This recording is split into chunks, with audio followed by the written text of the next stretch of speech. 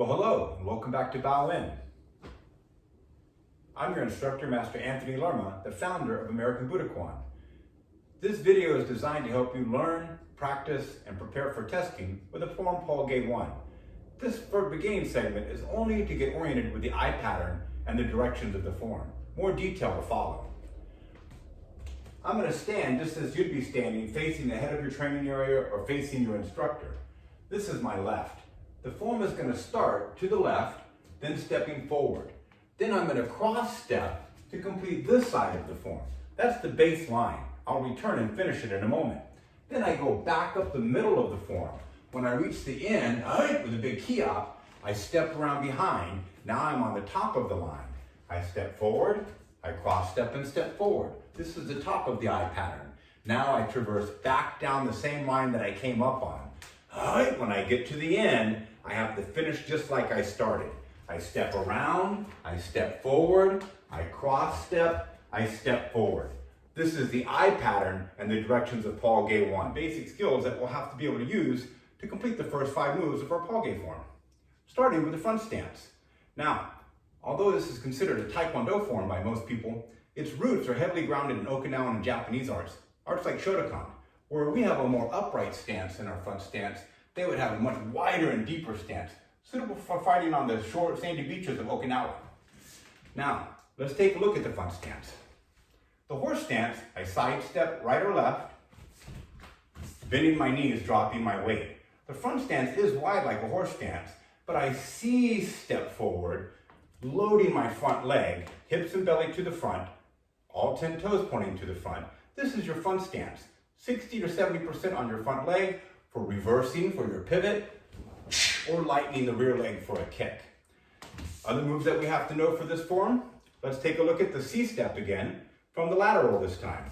First, my side step, opening my hips to the front stance.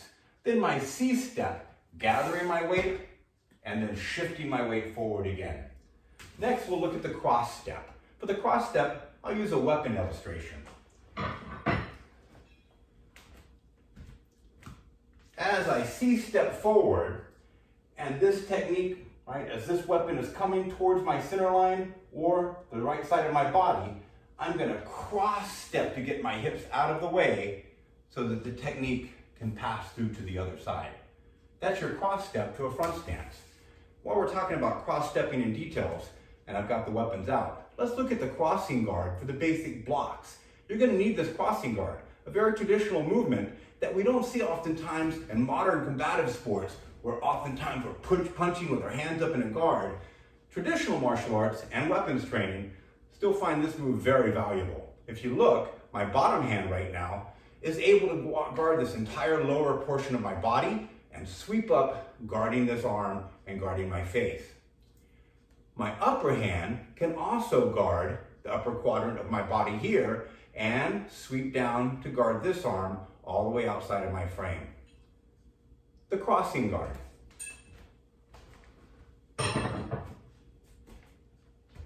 Now that we know all the basic movements, let's put them together. When performing a Palgue form, you can do the moves fast, or you can do the moves slow.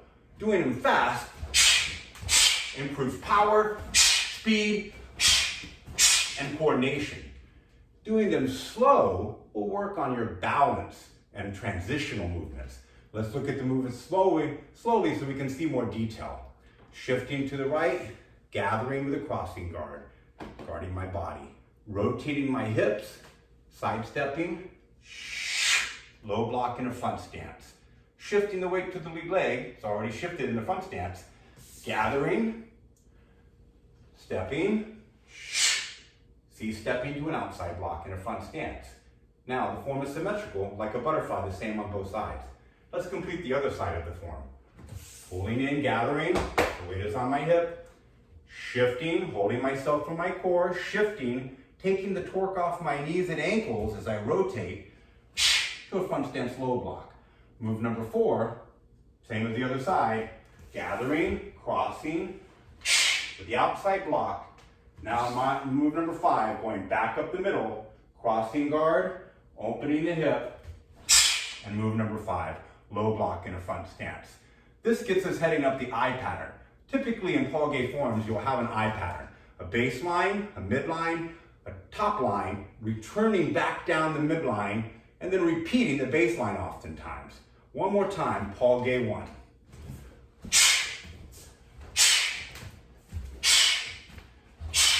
Move number 5, we left off in a low block in a front stance. From move number 6, we're going to guard our center line, crossing the sagittal plane. Very good for neurotransmitters in the brain. We do it frequently in the martial arts. With a high load, stepping forward, shifting to the back stance with the inside block. Repeating this movement, stepping forward, guarding the center line, high load, stepping forward with an inside block in the back stance once again. And now move number 8, stepping forward with a punch. Now, let's take a look at move number 8 to 9 in the transition. I step forward on number 8 for my punch. Now I have to step around behind. Oftentimes in sparring, this step would be tracking an opponent who is lunging around me. As the opponent moves around, I step around behind and I track my opponent. We see more of a defensive variation of this in Palgue forms and in forms training in general. Whereas it might be a sparring application, this would be more of a grappling application. Perhaps underhooking an arm and stepping around behind for a hip throw or a takedown. Let's take a look at that movement. From the punch, number 8, number 9, step around behind. I leave my punch out and make a knife hand. I reach across and I make a crossing guard with a knife hand. 9 is knife hand. Now all my weight is in my front stance, lightening the back leg to step around behind. I then transition around all the way to a back stance with a knife hand middle block. Take a look at it from the back. Again, crossing, knife hand, weight is in the front stance, shifting around behind, rotating around to a knife hand middle in the back stance. The middle of the I pattern up to the top of the I, move number 9. Now let's put it together. 1, 2, 3, 4, 5, coming up the middle of the I, 6, guarding, 7, loading, 8, and 9, stepping around behind to your knife hand middle, shields my face, deflects attacks, guards my ribs, and covers my solar plexus. The knife hand middle in the back stance. Now as I step forward, crossing guard, outside block, in a back stance. As I cross step behind, this time a more narrow cross stance than earlier in the first 4 moves, because I'm in a back stance with a knife hand middle. Again, a symmetrical pattern. Knife hand, outside block, knife hand, outside block. Now we go back down the middle of the I pattern, crossing guard, side step, low block, just like move number 5, coming up the middle of the I. Practice all these moves with detail. Let me show you what they look like from move number 8 once again.